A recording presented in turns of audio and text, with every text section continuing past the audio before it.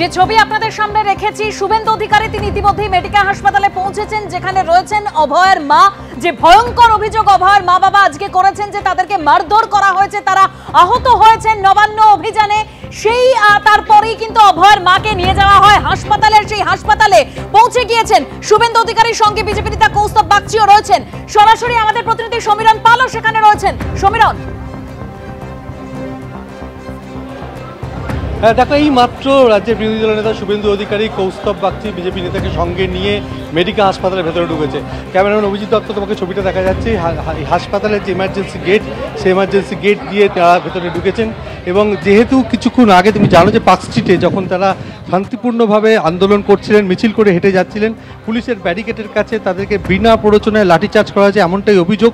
এবং অভয়ের মায়ের মাথায় গুরুতর চোট, পিঠে, হাতে এবং পায়ে, এমনকি শাখা পর্যন্ত ভেঙে দেওয়া হয়েছে। এবং তাকে বাঁচাতে গিয়ে অভয়ের বাবাও জখম হয়েছেন, তিনিও এই মুহূর্তে এমার্জেন্সিতে রয়েছেন। কিন্তু অভয়ের মায়ের অবস্থা যথেষ্ট গুরুতর বলে আমরা জানতে পারছি। এবং এই মুহূর্তে যে জুনিয়র ডক্টর ফ্রন্টের পক্ষ থেকে তারা এসছেন, তারা খোঁজ নিতে এসছেন যে অভয়ের মায়ের স্বাস্থ্যের কী খবর পেয়েছেন, কি বলবেন এই ঘটনা? এখন আপাতত সিটি স্ক্যান হচ্ছে এবং মাথায় চোট, ফোরহেডে চোট। আমরা যেটা দেখছি যে আমরা সিটি স্ক্যানের রিপোর্টের অপেক্ষায় আছি এবং প্লেট আসলেও আমরা দেখব।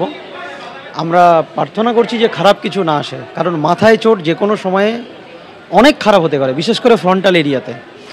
আমরা বারবার এই জিনিসটাকে বলছি যে 1 বছর হয়ে গেল আমরা আন্দোলন করেছি। আপনারা দেখেছেন যে ভদ্রতা মেনটেন করে, সভ্যতা মেনটেন করে যে আন্দোলন আমরা করেছি, তার আমাদের অভয়া দিদির বাবা মাকে সঙ্গে নিয়ে অভয়া দিদির বাবা মা যে ভাষায় মানুষদেরকে এই আন্দোলনের রাস্তাগুলো শেখাচ্ছে, সেই জায়গাতে 1 বছর পরে এসে পুলিশের মিনিমাম দায়িত্ব ছিল ওদেরকে সিকিওর রাখা, মিনিমাম দায়িত্ব ছিল। আমি বলছি যে কিভাবে আন্দোলন হচ্ছে, কিভাবে অভিযান হচ্ছে, সেটা পুলিশ কিভাবে হ্যান্ডেল করেছে পুলিশের আলাদা কাজ।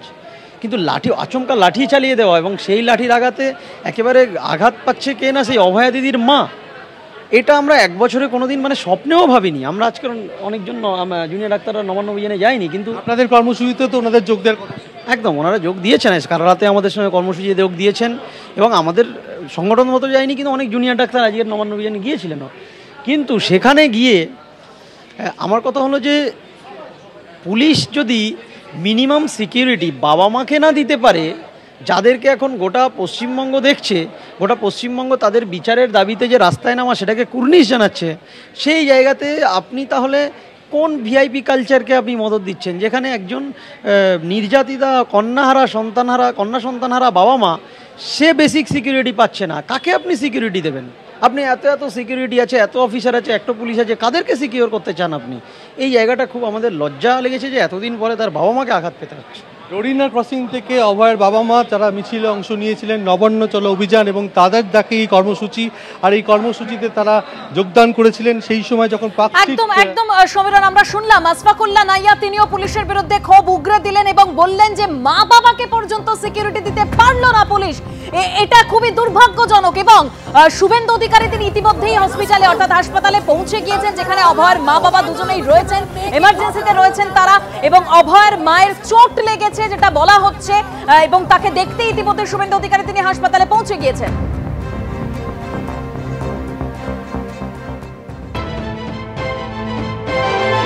ওনার সঙ্গে লোক আছে, আমি ওনার অনুমতি নিয়ে চলুক। পুলিশের অত্যাচার তো এখনো চলছে, এখনো তো মারছে, এখনো মারছে, আন্দোলন শেষ হয়নি।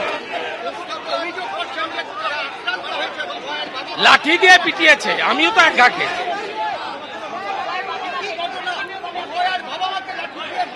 কাকে বাদ দিয়েছে? সাধু সন্ত মহিলা শাখা পলা ভেঙেছে, জাতীয় পতাকা ছিঁড়েছে। কি করেনি মনোজ বার্মার পুলিশ? কি করেনি বলুন? একটাও বিজেপি ঝান্ডা নেই। আমরা এসেছি গণতান্ত্রিক অধিকার প্রয়োগ করতে।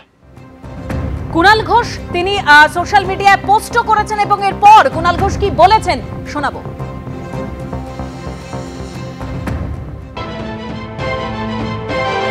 এই বিজেপি এই পবিত্র রাখির দিনে অশান্তি করার চেষ্টা করেছে, মনে রাখবেন। এরা নাকি হিন্দু, এরা নাকি সনাতনী, এরা নাকি ধর্ম মানে।